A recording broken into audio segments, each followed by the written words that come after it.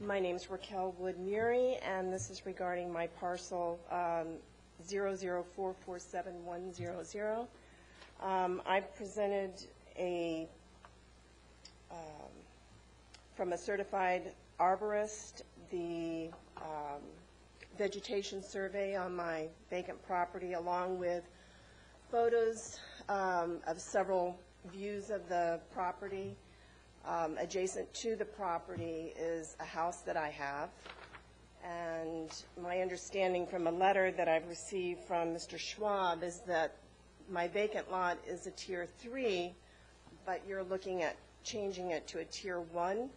From the aerial view, I understand you could not see what the property looked like because of the canopy of the trees. So I'm requesting that it remain a Tier 3, because eventually we would like to build a home on it.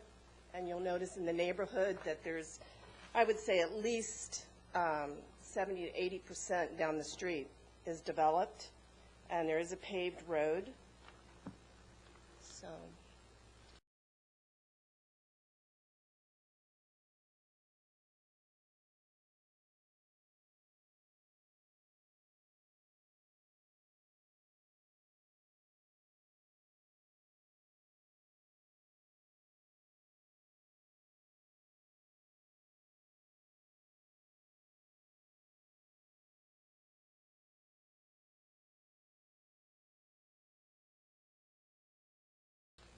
That's map series 35. Oh.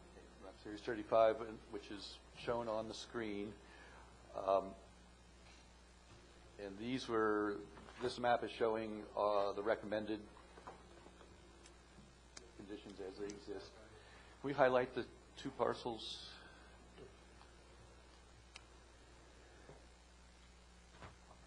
And directly across the street, they're building 2 more new homes, which are also in the pictures.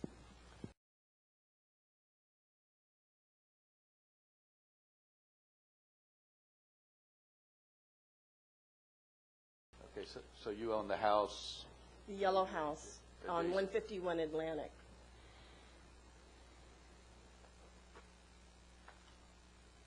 I don't know which one.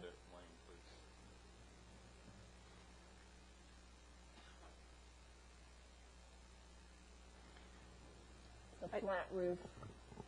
That's probably the vacant lot right there in the blue. Yes. I think that's it. That sounds right. And the undeveloped parcel is? Where the blue. Yeah, it's designated Yes. hammock, and the pictures that I gave you will show the land that's under the trees, because there's gumbo limbo trees that are about 20 years old, so that's why there's a huge canopy that you can't see underneath the trees.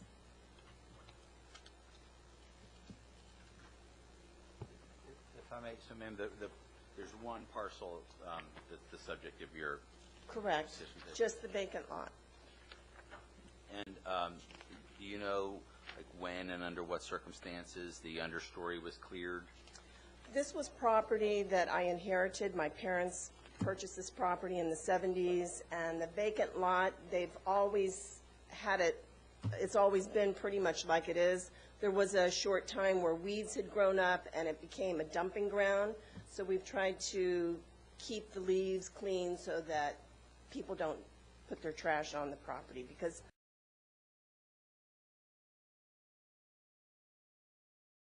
a lot of the other vacant properties in the wooded areas, there's all kinds of garbage that's been put there. So just for clarification, you own the house right next door to it? Yes. Yes. So that would be, I mean, that's sort of your yard then? Yes. That you maintain that as a yard?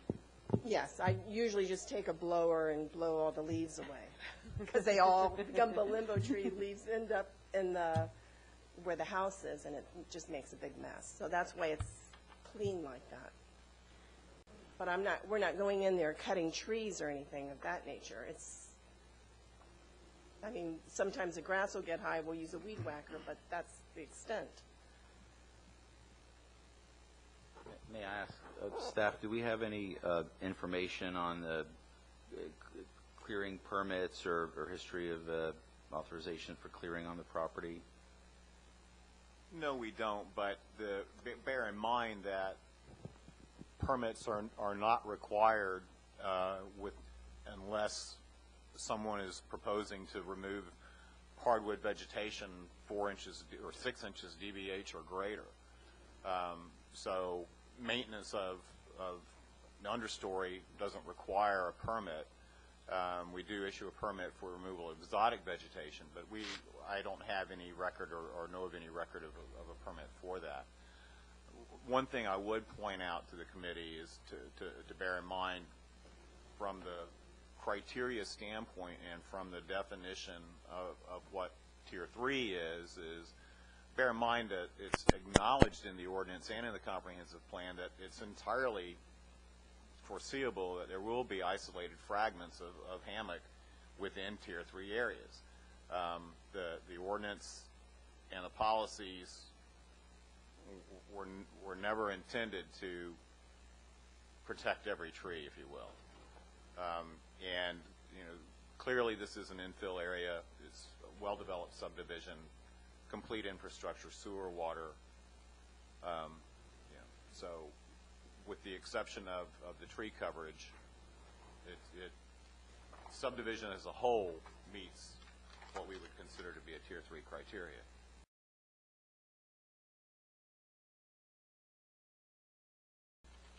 Can we get a zoom out? Just give me a snap here.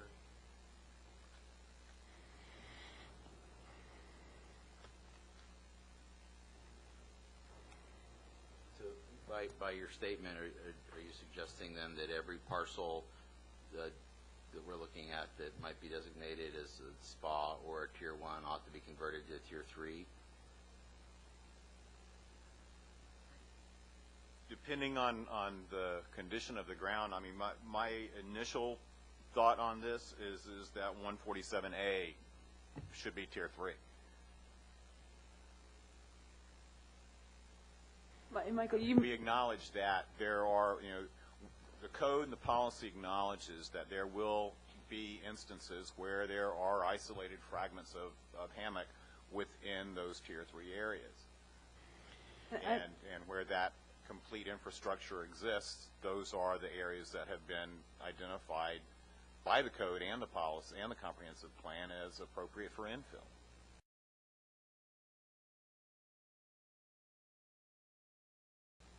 And one of the things you brought up earlier, Mr. Roberts, was that the criteria for breaks, and I don't know if that applies in this instance here, but I think we might have missed the boat a little bit on breaks for developed properties.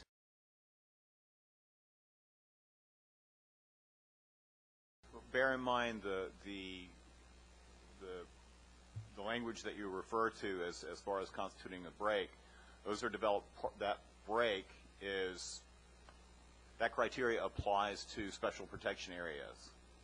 It does not, a developed lot does not constitute a break in Tier 1 properties.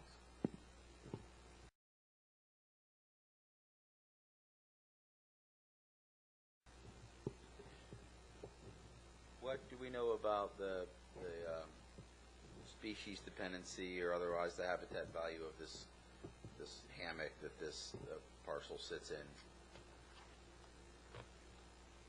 If you're asking specific to this subdivision or tropical hardwood hammock in general?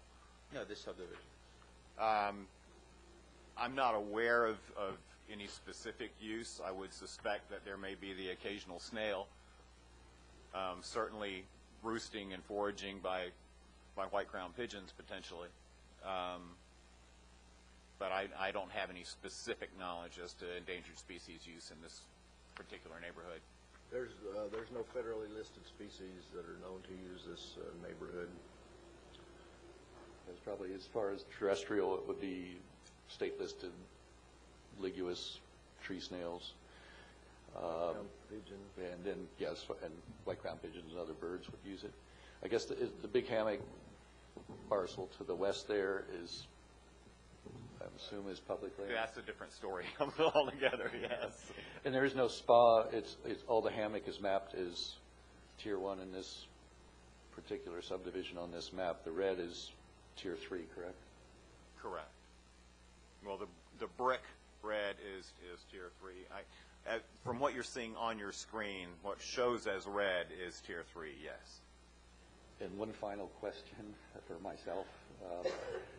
This is for staff. Was this the original designation, do we know, as tier, or did the committee recommend changing? The previous conditions for all of 147A was Tier 3. I would make a motion that after reviewing the pictures of the parcel, the adjacent developed property, which is used as a yard, that this go back to the original Tier 3 designation. I'll second that.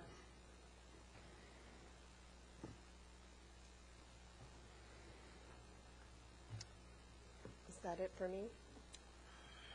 Thank you. Hold on, Ms. Oh. There needs to be a I agree. There needs to be a vote. Okay. Yes.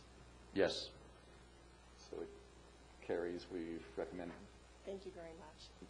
Thank you for the pictures and the complete. Yeah. Very comprehensive. Thank you for bringing all the information to us.